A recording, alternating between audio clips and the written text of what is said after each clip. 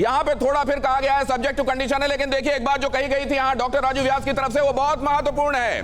उन्होंने ये कहा है कि एक टेम्परेचर है जो बॉडी को सही रखने के लिए मेंटेन किया जाता है ड्यूरिंग द ऑपरेशन 30 डिग्री, और यहां टेम्परेचर कितना है क्या कह रहे हैं वो डॉक्टर्स? क्या बॉडी में कोई चेंजेस आए हैं? उन डॉक्टर्स को क्या लगता है?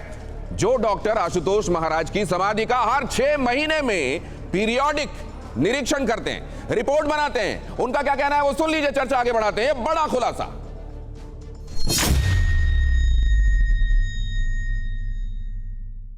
बॉडी तो डिके नहीं हो रही, बिल्कुल बॉडी वेल प्रिजर्व है, ठीक है। पता आपको भी है, पता हमें भी है, हमारी ड्यूटी ये होती है कि बॉडी वेल प्रिजर्व है कि नहीं, बिल्कुल ठीक है। एक आधे पॉइंट को छोड़ के कहीं पे भी बॉडी में कोई खरोंच कुछ नहीं है, पूरी वेल प्रिजर्व बॉडी ध्यान रखा जा रहा है। नहीं कुछ नहीं था, बिल्कुल पास जाके जब मैं यहाँ नहीं था मुझे लोग कहते थे दूर से मेडिकल जाते, बिल्कुल पास जाके पूरी टीम जाती, वीडियोग्राफी होती है, हाईकोर्ट के पास जाती है वीडियो। आपने देखा है सर? मैं आप जाता हूँ, मेडिकल साइंस तो मानेगा, मिरेकल की वेट है सबको, देखो मिरेकल हो जाए मामा की, मिरेकल की मिरेकल तो होता ही है। बहुत ध्यान से देखिए आप, डॉक्टर साहब की बातों में थोड़ा कॉशन भी आपको दिखाई देगा, और उस कॉशन के साथ उन्होंने कुछ स्टेटमेंट्स दिए हैं, उनका फिर से मैं जिक्र करता हूं। उन्होंने क्या कहा है? उन्होंने कहा है बॉडी सुरक्षित है, उसके ऑर्गन सुरक्षित दिखाई दे रहे हैं। उन्होंने यह भी कहा है कि चमत्कार होता है, उनके मानने वाले ऐसा कहते हैं। मतलब दोनों ही बातों की गुंजाइश, अब इस गुंजाइश में सच कहां खड़ा हुआ है वो समझने के लिए राजू जी आपके पास फिर से आ रहा हूं। साइंटिफिक कोई एविडेंस नहीं है जिसके बेसिस पे हम इस बात को प्रूव कर सकें या इनकी बात को हम लोग मान सकें कि इस प्रकार से बॉडी को नॉर्मल इंसान की तरह जैसे कि वो बता रहे हैं उसको प्रिजर्व किया जा सकता है, क्योंकि जैसा कि फ्रिज का टेम्परेचर इससे बहुत कम होता है और उसमें एक बॉडी का नॉर्मल स्थिति में रहना, उसके ऑर्गन्स का नॉर्मल तरीके से काम करना मुझे साइंटिफिक तरीके से पॉसिबल नहीं लगता। लेकिन फिर इसीलिए वो कह रहे हैं कि चमत्कार होते हैं। क्या यही चमत्कार की गुंजाइश है डॉक्टर साहब? डॉक्टर अंशुमान नहीं, देखिए आस्था की अलग जगह है, विज्ञान की अलग जगह है। विज्ञान हर समय रिप्रोड्यूसिबल फैक्ट निकालता है, जो मैं कर रहा हूं आप भी कर सकते हैं, आप कर रहे हैं कोई और कर सकता है। दूसरी बात, आप इस डॉक्टर के स्टेटमेंट को ध्यान से समझिए। इन्होंने कहा बॉडी सुरक्षित है, ईसीजी किया जो पहला पैरामीटर हमारा है, टेम्परेचर लिया दूसरा पैरामीटर है, ब्रेन फंक्शन कर रहा है, ईईजी किया तीसरा पैरामीटर नहीं है। ऑर्गन कैसे इनको पता चला? ठीक है, क्या पोस्टमार्टम ऑटोप्सी करके ऑर्गन चेक करते हैं? जो हमारे साइंस का पैरामीटर है उसके हिसाब से कुछ नहीं है, बॉडी सुरक्षित है। आप जाइए साइबेरिया में अनेकों लाशें मिलेगी, 100 साल से सुरक्षित है। नहीं तो ये एक बहुत महत्वपूर्ण बात आप कह रहे हैं। आप ये कह रहे हैं कि बॉडी में डीके शुरू नहीं हुआ है, बॉडी डीकंपोज नहीं हुई है, लेकिन इसका मतलब यह कि ऑर्गन्स उस हालत में है कि दोबारा फंक्शनल हो सके। नहीं,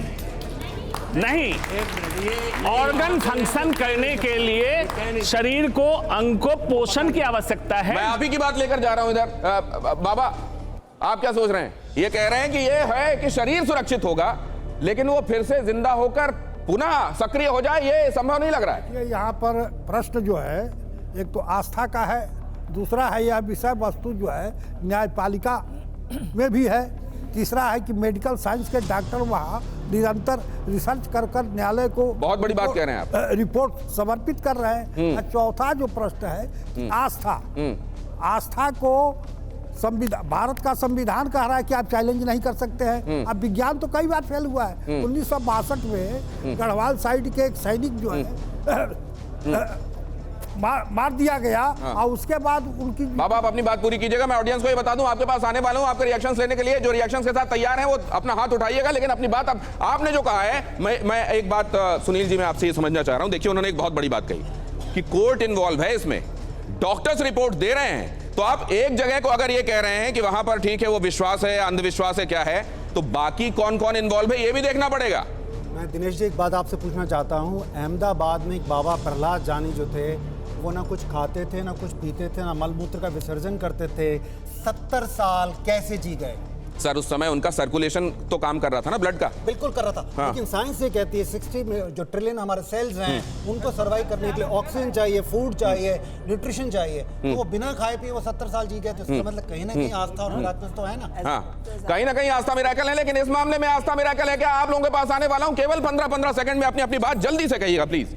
आस्था को अंधविश्वास का चोला ना पहनाएं। आस्था को अंधविश्वास का चोला ना पहनाएं। मैं विज्ञान का विषय मानती हूँ इसे। मैं समाधि विश्वास नहीं करती।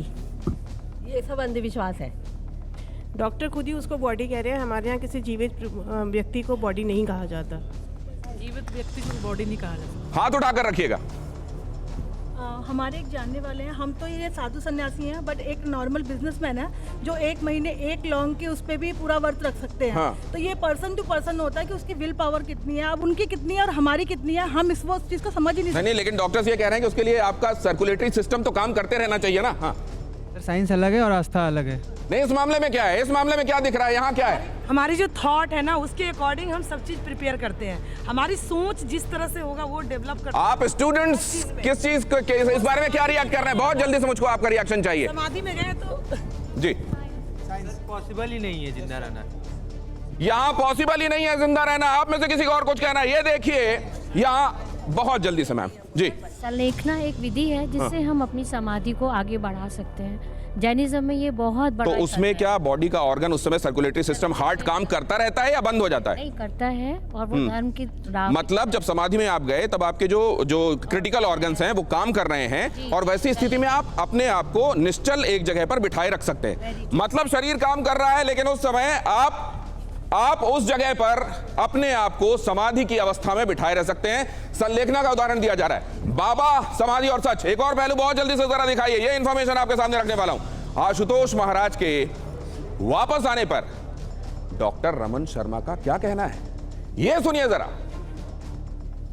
डॉक्टर रमन शर्मा क्या कहते हैं? यहां डॉक्टर रमन शर्मा ने किस तरीके का खुलासा किया है, एक तो आपने सुन लिया, लेकिन क्लिनिकली डेड के संदर्भ में क्या बातें हुई हैं यहां पर आपने देखा। क्लिनिकली डेड और ब्रेन डेड के बीच में डिमार्केशन की बात भी की जा रही थी। One and the same thing भी कहा जा रहा था। अब जरा इसको समझने की कोशिश करते हैं। क्लिनिकली डेड और ब्रेन डेड क्या है इनके संदर्भ में? हृदय गति का बंद हो जाना क्लिनिकली डेड किसको कहते हैं? जब सर्कुलेटरी सिस्टम, हार्ट जिसका मुखिया होता है, वो काम करना बंद कर दे तो सर्कुलेटरी सिस्टम के बंद होने के बाद उसको क्लिनिकली डेड कहा जाता है। व्यक्ति दिमागी तरंगों का खत्म हो जाना, हालांकि लेटर ऑन होता है। बहुत जल्दी से समझाता हूं। हार्ट ने पंप करना बंद कर दिया, हार्ट ने पंप करना बंद किया तो सर्कुलेशन ब्लड का रुक गया।